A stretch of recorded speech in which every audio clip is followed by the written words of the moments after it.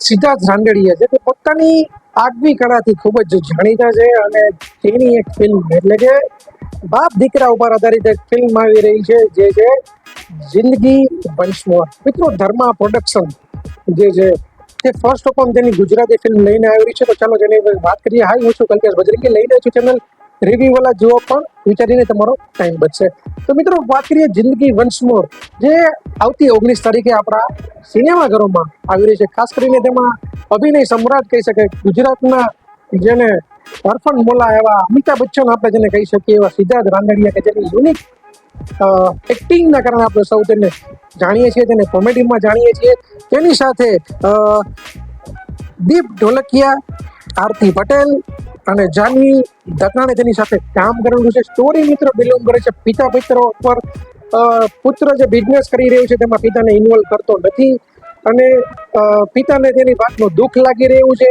અને ત્યારબાદ જ્યારે દીકરાને ખબર પડે છે કે તેના પપ્પાએ તેના દીકરા માટે કેટલું બધું જતું કર્યું છે, કેટલી બધી પોતાના શોખને માર્યા છે, જેમ એક રિયલ લાઈફમાં એક પિતા પોતાના પુત્ર માટે કરતા હોય છે.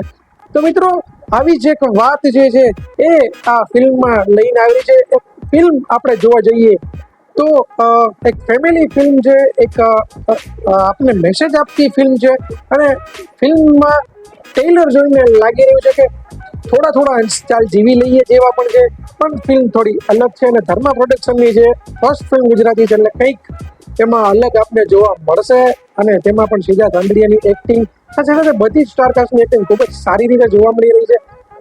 એક મોટિવેશનલ, ઇમોશનલ અને સાથે એક મેસેજ આપતી સ્ટોરી જે છે પિક્ચર આપણે 19 તારીખે આપણા નજીકના સિનેમાઘરોમાં આવશે. હું તો ભાઈ પિક્ચર જોવા જવાનો જ છું. તમે જો ટ્રેલર જોયું તો ખાસ કરીને મને જણાવજો કે પિક્ચર તમને કેવું લાગશે, અથવા તો કોમેન્ટ કરીને જણાવજો તમને ટ્રેલર કેવું લાગ્યું. તો મળીશું આવા વિડીયો સાથે, ત્યાં સુધી કલ્પેશ બજરંગીના સર્વેને ભારત માતા કી જય, વંદે માતરમ.